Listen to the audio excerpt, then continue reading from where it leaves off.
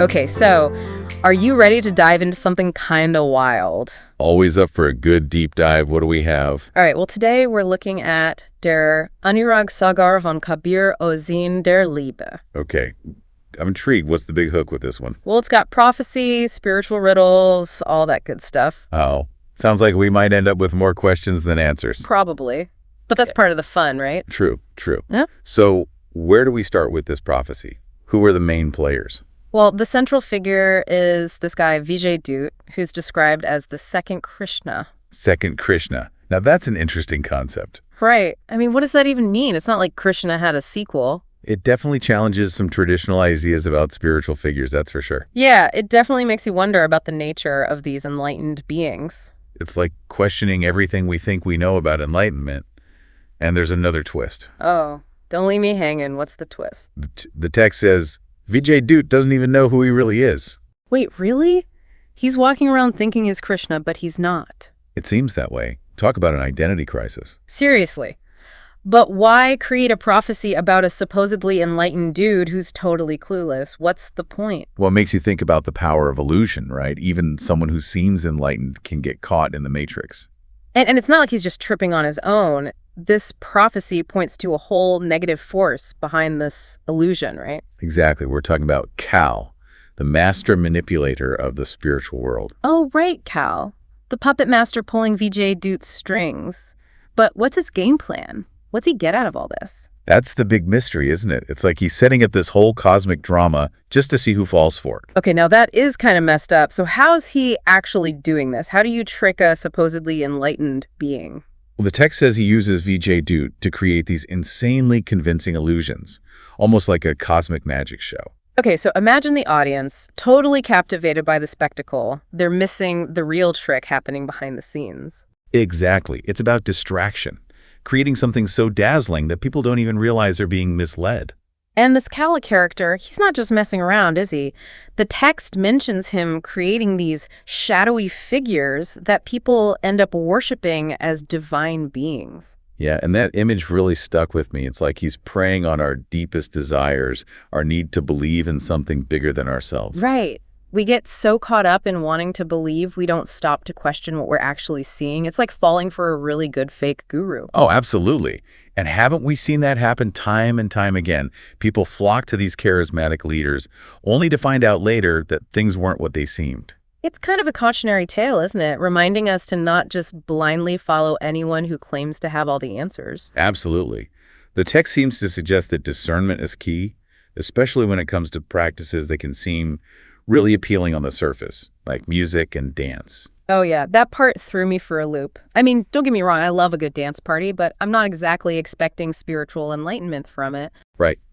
But the text uses the example of dervishes and their ecstatic dances to show how easily we can mistake an external experience for something deeper. So just because something feels good or intense doesn't mean it's leading us toward any real spiritual growth? Exactly. The text isn't dissing music or dance outright, but it's suggesting that true spiritual experience has to come from within. So if we can't just dance our way to enlightenment, how do we actually avoid these spiritual pitfalls? How do we steer clear of Cal's illusions? That's where the text introduces this idea of lineage and true initiation.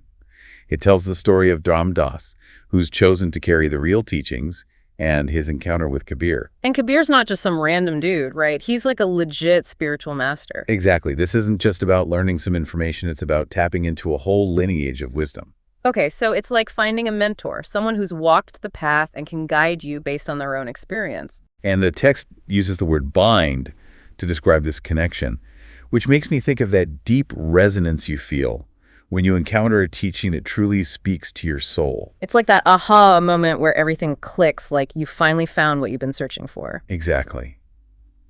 Bind signifies that deep recognition, that sense of coming home to yourself. It sounds almost like falling in love, but with truth instead of a person. But even with that connection, this Dom Das guy still faces some serious challenges, right? Yeah, and it's not just external challenges he's dealing with. The prophecy talks about betrayals and obstacles coming from his own family. Whoa, wait a minute. His own family turns against him. Why? What's their deal? Well, the text mentions these figures called Sturmanen, who are basically all about power and worldly success. So they're like the ultimate materialists, more interested in climbing the social ladder than any kind of spiritual growth. Exactly. And they see Dharam Das's path as a threat to their own ambitions. Wow, that's intense. It's like their egos are so invested in their own success, they can't handle anyone choosing a different path. It really highlights how our values can create these huge divides, even between family members. Yeah, and it's not like this is just some ancient drama. I mean, how often do we see this play out in our own lives? All the time, Yeah. right? Family members who just don't get our choices, who want us to follow a certain script that just doesn't feel right to us. It's like they're trying to fit us into a box that we've already outgrown, and sometimes those closest to us can be the hardest to break free from. It's true. Those relationships can bring up a lot of stuff. But I think that's also what makes Dharam Das's story so relatable. It reminds us that even with the best intentions, those closest to us can trigger our own internal struggles. It's like they're holding up a mirror, forcing us to confront our own attachments and insecurities. Absolutely. And that's all part of the path, right? Recognizing those patterns and making conscious choices about who we want to be. It's like those challenges become opportunities for growth, even if they're painful at the time. But this whole prophecy thing, it doesn't end there, does it? Not even close. In fact, it suggests that the potential for spiritual deception, it doesn't just disappear with one generation. Wait, so even generations later, people are still falling for the same tricks. It's like this cycle of deception that can repeat itself over and over again. Okay, that's kind of depressing. So are you saying that even with the best intentions, teachings can get twisted and misinterpreted over time? It's definitely a possibility the text highlights. It even mentions a descendant of Dharam Das who ends up straying from the true path. Seriously.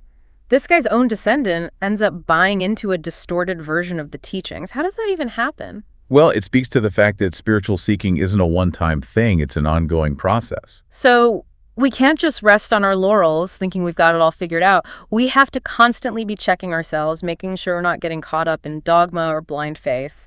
Exactly. We always have to be willing to question our beliefs, even the ones that feel really comfortable or familiar. So between the external illusions, the internal battles, and teachings that can get warped over time, this whole spiritual path can feel like a minefield. Yeah, it's definitely not for the faint of heart. But amidst all these warnings, the text also offers some guidance, some hope for those who are truly seeking. Okay, so let's talk about that. If we're not supposed to blindly follow anyone, how do we actually recognize a true teacher? What sets them apart from all the fakes? Well, it's definitely not about flash or charisma. The text makes it clear that a true teacher isn't interested in putting on a show or amassing a following. So forget the guru on the mountaintop, dazzling everyone with their spiritual bling. Exactly. It's not about seeking validation from an external authority. So more about finding that inner authority. Right. It's about realizing that the true teacher is within you all along. Which reminds me of that story about Rajinder questioning his own initiation. Yeah, Gurjinder's story is so powerful because it shows how personal this whole spiritual thing really is. It's like just going through the motions isn't enough. Exactly. True initiation, it has to come from that deep inner knowing. So it's not just about the information, it's about what resonates within you. It's like the difference between reading a recipe and actually tasting the food. Perfect analogy. Yeah. And that's what the prophecy is pointing us toward, that direct experience of truth. Which brings us back to today, right? I mean, look around. It's a spiritual free-for-all out there. So many teaching, so many paths. It can be overwhelming. Totally. So with all these choices, how do we actually apply this ancient wisdom to our modern lives? That's the question, isn't it? And I don't think there's one easy answer, but this prophecy gives us a good place to start. Okay, so it's like we've got the map, but we still have to learn how to read it. Yeah. It reminds us to be wary of anyone who claims to have all the answers. So look beyond the hype. Pay attention to the substance. Right. Look for teachings that trigger real transformation, not just some fleeting high. And ultimately, it comes down to trusting our own gut, that inner voice that tells us what's right. Exactly. Trusting that inner wisdom, even if it leads us down a less conventional path. Well, that's something to think about. As we wrap up this deep dive into Der Anurag Sagar von Kabir Ozen der Liebe, what's the one thing you hope our listeners will take away from this conversation? I think the biggest takeaway is a sense of hope, even amidst all the challenges. The spiritual path isn't always easy, but it's a journey of self-discovery. And that's a journey worth taking. So as you continue on your path, remember, stay curious, trust your gut, and don't be afraid to dive deep. Thanks for exploring with us.